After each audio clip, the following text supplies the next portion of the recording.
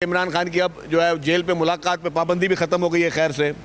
तो ये सारे ताने बाने जो हैं वो ये मिल लग रहा है कि जी इमरान खान को कोई ना कोई रिलीफ दिया जा रहा है। लेकिन मैं आपको बता दूं कि इन सारी चीज़ों के पीछे मास्टर माइंड हैं, इस तमाम रिलीफों के पीछे जो मास्टर माइंड है वो उसकी एक्स बेगम है, वो उसका एक्स साला जैक गोल्डस्मिथ है, जो चेयरमैन पाकिस्तान पीपल्स पार्टी मोहतरम बिलावल भुट्टो जरदारी साहब और प्रेसिडेंट आसिफ अली जरदारी साहब, उन दोनों का ये विज़न रहा है, उन दोनों की ये हिदायतें रही हैं कि हमें जो है अपने हर महकमे को जो है वो अपने पैरों पे खड़ा करें। और इसी तरीके से उनकी ही विज़न की वजह से और उसमें खुसूसी तौर पर हमें ताउन हासिल है चीफ मिनिस्टर सिंध का, तो उनके खुसूसी लीडरशिप के विज़न के हिसाब से जो है पाकिस्तान पीपल्स पार्टी की सिंध हुकूमत हर सेक्टर में काम कर रही है। हेल्थ सेक्टर में तारीखी काम हो रहा है, एनर्जी सेक्टर में तारीखी काम हो रहा है, हाउसिंग सेक्टर में दुनिया की सबसे बड़ी housing scheme chairman Bilawal Bhutto Zardari साहब की अहकामात पे शुरू कर दी गई है। तो जितने भी अहम सेक्टर्स हैं उसमें रेगुलेशनरी इस वक्त जो है वो मेजर्स चल रहे हैं, उसमें तमाम मिनिस्टर्स, तमाम गवर्नमेंट की मशीनरी जो है वो दिन रात काम करे। अभी भी मैं आपके साथ संडे को खड़ा हूँ तो मेरे साथ जो है वो हमारे सेक्रेटरी ट्रांसपोर्ट भी बैठे हैं और MD SMT भी बैठे हुए हैं। तो इतवार के दिन भी ये लोग काम कर रहे हैं, सैटरडे को भी काम कर रहे हैं, बग़ैर छुट्टी के रोज़ाना की बुनियाद पर साइट्स पे भी काम हो रहा है। तो यही चीज़ है, हम कहते हैं हम दावे कम करें, हम लोगों को दिखाएं ज़्यादा, लोग ज़्यादा खुद आके जो है वो विटनेस करें कि किस तरीके से उनकी इलेक्टेड गवर्नमेंट जो है वो दिन रात आवाम के लिए काम करे। ये नहीं कि सिर्फ जो है वो पॉलिटिकल पॉइंट स्कोरिंग पे जो है वो हम लोग डिपेंड करें। हम प्योरली हमारी कोशिश है कि हम पब्लिक के लिए, पब्लिक सर्विस के लिए अपना रोल प्ले करें। तो यही चंद गुजारिशात थी। अच्छा सर, इस वक्त जो बहस हो रही है बुशरा बीबी की रिहाई के मुताबिक, कहा जा रहा है कि उसकी रिहाई किसी डील पे नतीजा है। आप क्या समझते हैं, क्या वाकई डील पे नतीजा है कि उसकी रिहाई मेरठ पर हुई है? इमरान खान की स्पीच या मेरठ की वजह से जल्द जेल से रिहा होने वाले हैं? देखिए जी, मैंने समझा था कि आप कोई BRT के हवाले से तरक्याती हवाले से काम करेंगे। आपको बुशरा बीबी याद आ गई आज उनके सवाल में। लेकिन मैं आपको एक बता दूं बात, एक बात तो वाज़ेह है जनाब कि इमरान खान के लिए इसराइली लॉबी संजीदगी के साथ काम कर रही है।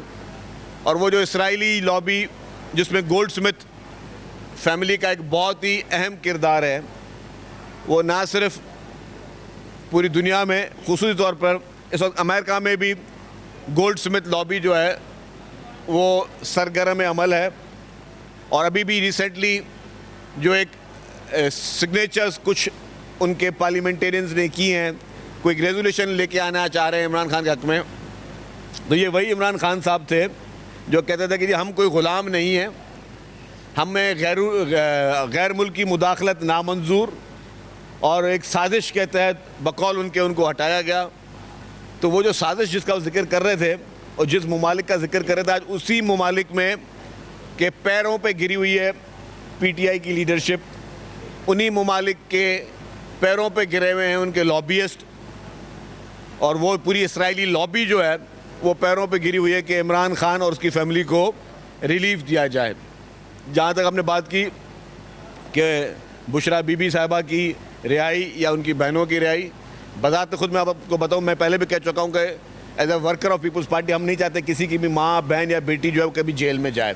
इसके हम ख़िलाफ़ हैं और मतलब दिल से आपको बताऊं कि हमारी पूरी पार्टी इसके खिलाफ है। बशमूल इसके कि पीपल्स पार्टी की लीडरशिप को ईद की रात को भी घसीट के मोहतरमा फरियाल ताहिर साहिबा को जेल में भेजा गया। इमरान खान वज़ीर आज़म थे, उनके अहकामात पे भेजा गया। हम नहीं चाहते कि जी किसी और की फैमिली के साथ इस तरह हो। लेकिन यस, लॉबिंग और लॉबियस्ट काम कर रहे हैं कि इमरान खान को किसी तरीके से रिलीफ दिया जाए। मुख्तलिफ़ तरीके होते हैं उनके काम करने के, खुल के भी सामने नहीं आते वो लोग। और कोशिश ज़रूर होगी कि इमरान खान की अब जो है जेल पे मुलाकात पे पाबंदी भी ख़त्म हो गई है खैर से।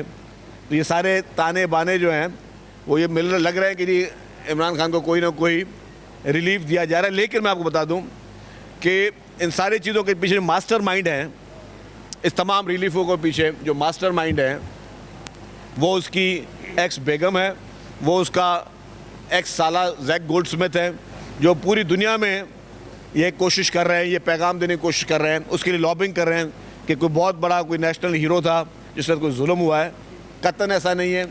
और अफसोस की बात है कि आज वही इसराइल फ़लस्तीन पे हमला कर रहा है, आज वही इसराइल लिबिया पे हमला कर रहा है, आज वही इसराइल ईरान पे हमले कर रहा है, और वही इसराइल जो है वो इमरान खान को बचाने के लिए दिन रात मेहनत कर रहा है।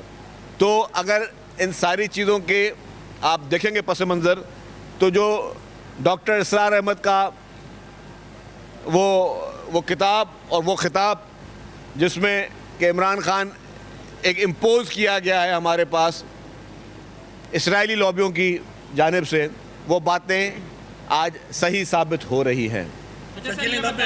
ये बताइए आप तरमीम के बाद पहले- बिलावल भुट्टो साहब की जो हमने स्ट्रगल की 26वीं आईनी तरमीम में वो देखी है, लेकिन अब जो आईनी माहिरीन है वो ये समझते हैं कि उसमें कुछ चंद खामियां हैं, वो 27वीं आईनी तरमीम में ही जाकर पॉसिबल है। और अब ये बात गश्त भी है कि उसकी तरफ भी हुकूमत जा सकती है। लेकिन हमने गुज़िश्ता रोज़ भी देखा कि मौलाना साहब जो इस वक्त शदीद गुस्से में, वो ये कह रहे हैं कि हम इसको नहीं होने देंगे। तो क्या पाकिस्तान पीपल्स पार्टी दोबारा से उसी स्ट्रगल के तहत मौलाना साहब को कन्विंस करेगी? देखिए जी, मौलाना फजल रहमान साहब नहायत ही काबिल एहतराम और एक मोतबर सियासी शख्सियत है, और मैं समझता हूँ कि उनमें सबसे बड़ी खूबी मौलाना साहब की है कि वो कभी भी जो है फुल स्टॉप नहीं लगाते, वो बातचीत के दरवाजे बंद नहीं करते, वो डायलॉग पे यकीन रखते।